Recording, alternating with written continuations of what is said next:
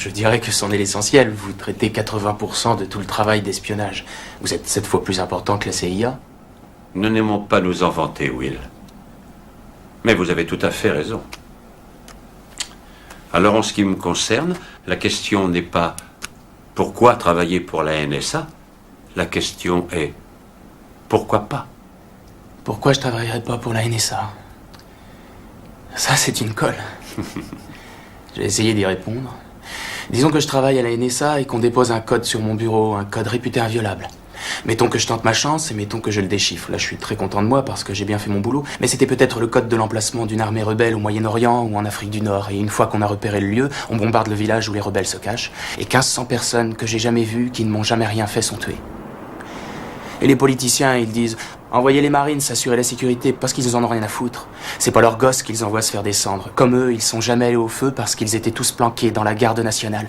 C'est un pauvre môme de Boston Sud qui se prend un shrapnel dans les fesses.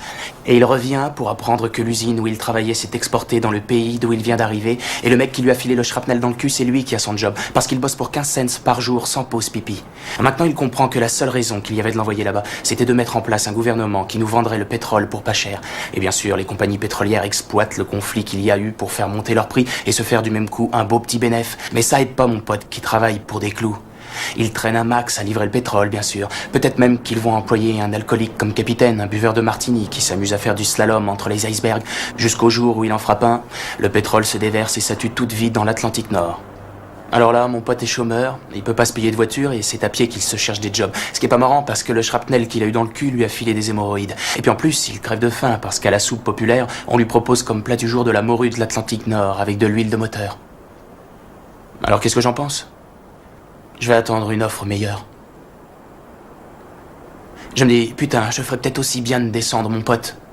Prendre son job, le filer à son pire ennemi, faire monter les prix, bombarder, tuer des bébés phoques, fumer de l'herbe, m'engager dans la garde nationale. Et puis je serais peut-être élu président.